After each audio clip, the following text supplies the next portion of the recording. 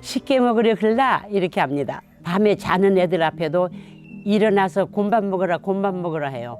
곰밥이 뭐냐면은 하얀 쌀밥. 제주도에는 쌀이 안 나기 때문에 쌀을 곱다고 그래서 곰밥이라고 얘기합니다. 그러면은 밥도 한 그릇씩 주는 게 아니고요. 그릇 한쪽에다 이렇게 붙여주고 그날 이제 상에 올렸던 거를 다 썰어서 반을 태우죠. 남녀노소 할 것 없이 구별 없이 똑같이 놀아줘요. 제주도가 뷔페를 먼저 시작했습니다. 육지에는 삼탕이라고 그래서 어탕이 있고 육탕이 있고 소탕이 있어요. 그래서 세 가지 이제 탕을 올리는데 그런 것도 없고 또 이제 사면이 바다이니까 갱을 끓일 때 바닷고기를 많이 썼고요.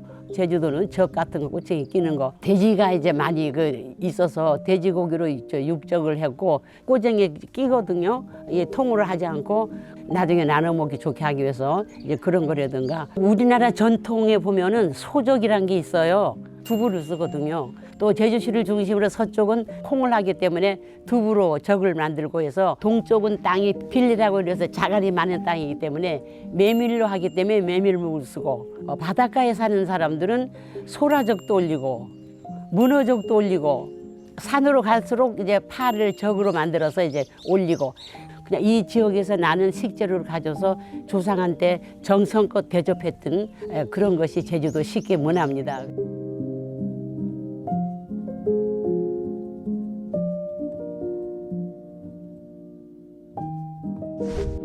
제사상에 올라가는 나물 보고 제주도에서는 탕시라고 해서 제철의 것을 꼭 조상 앞에 대접하는 기분으로 살았고 가을 되면은 양아가 나오면은 양아 탕시죠. 그리고 겨울 되면은 호박 탕시. 고사리 탕시는요. 봄에 한 4월 달에 이제 밭에 갔다 오다가 고사리 보면은 꺾어와요. 근데 요새처럼 일삼아 꺾는 게 아니고 옛날에는 고사리 헝클이면은 조상 쉽게 해 먹는다 합니다. 조금만 있어도 된다는 얘기고 고사리를 가져서 손님을 대접하거나 그러질 않았거든요. 고사리가 한 군데서 9번 나온다고 얘기하거든요. 고사리를 조상으로 생각을 해가지고 그렇게 반드시 고사리는 올라갑니다. 그리고 고사리를 자르면 안 됩니다. 우리 그 생각에 아주 어렵게 올라온 거를 그걸 잘라버리면 안 되고 조상을 위해서 하는 음식인데 그걸 칼을 대지 않는다는 뜻에서 그냥 해요. 정성을 다하는 겁니다.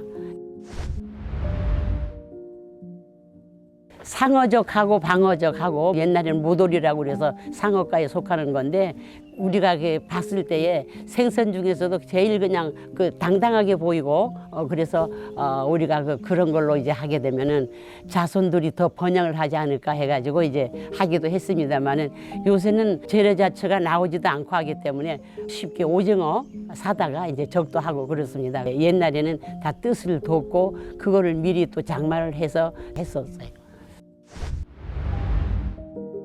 그래서 누름이 전에는 파하고 고사리를 나서 해서 보자기 전이라고도 얘기할 정도로 넓게 이제 붙여주는 거죠.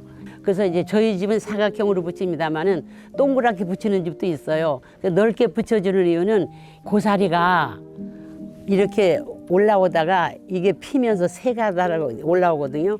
그러면 그게 지게처럼 생겼죠. 귀신이 제사가 끝나면은 모든 것을 거기다 조금씩 놔서 콩나물로 이렇게 묶어서 고사리로 지고 간답니다. 떡 진설할 때 보면은 맨 밑에 하얀 시루떡, 백설기가 올라갑니다. 팥고물 붙이면은 안 돼요. 우리가 새집을 갔을 때 팥을 뿌려주는 것도 귀신을 쫓아버리는 겁니다. 그러니까 백설기로 해서 그 땅을 의미하는 거예요. 그 위에 메밀로 사각형으로 하는 것은 밭을 의미하는 겁니다. 그 위에 이제 해가 있어요. 이제 절변이라 그래서 떡 2개가 이렇게 붙어서 문양이 찍어진 거. 그 다음에 반착 곤떡이라고 하는 솔변이 있습니다. 반달로 생긴 거. 그거는 달을 연상을 합니다. 또 그 위에 별이 있어야 되겠죠. 기름떡은 이제 찹쌀을 가져서 별처럼 만드는 건데 타 지역의 화전은 여기다 꼭 붙이고 시럽을 뿌리는데 우리는 여기다 설탕을 뿌려요. 똑같은 화전인데 별 모양만 만들어서 지름떡 하는데 지름떡이 뭐냐면 기름을 얘기하는 거거든요. 기름에 지졌다고 그래서 지역에 따라서 그 위에 다시 또 올라가는 떡들이 많아요. 그 맨 위에 전도 올리는 집도 있고 그러는데 보통은 5가지 떡은 꼭 했습니다.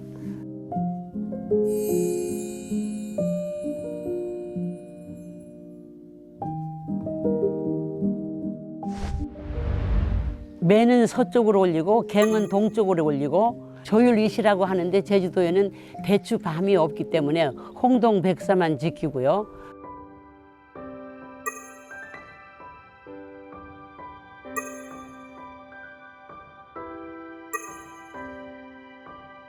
내적 외탕 해가지고 탕신은 바깥쪽으로 이제 하고요. 중간에 전을 놓고 맨 앞줄에 이제 과일을 놓고 그렇게 하는 것들이 내려오기 때문에 이제 지켜지고 있는 거죠. 우리 제주도에도 가가래라고 그래서 지역마다 틀리고 동서남북이 틀리고 음식 하는 것이 다 다릅니다. 예. 숙제 세 가지를 한 접시에 놓는 게 아니고 하나하나 이렇게 놓고요. 어떤 집에는 적을 하면은 쇠고기, 돼지고기, 육젓 같이 한 접시에 다 올리는 집도 있고요. 상차림도 여러 가지가 틀려요, 집집마다. 그렇기 때문에 흉을 볼 게 아니고 그 집 내력이구나 생각하고 가풍이구나 생각을 하면 되는 거고요. 살아계실 때 좋아했다고 해서 요새는 피자도 올리는 집도 있고요. 시대 흐름에 따라서 세상은 변하기 때문에 그걸 막을 수가 없어요. 그 대신에 젊은 사람들이 이 제사 때 의미를 알고 근본을 알고만 있어도 다행이지 않을까 생각을 합니다. 제주도 풍습에서 며느리 데려오면은 뭐부터 가르치냐고 그러면은 조상들 제삿날 짤을 가르쳐 줬어요.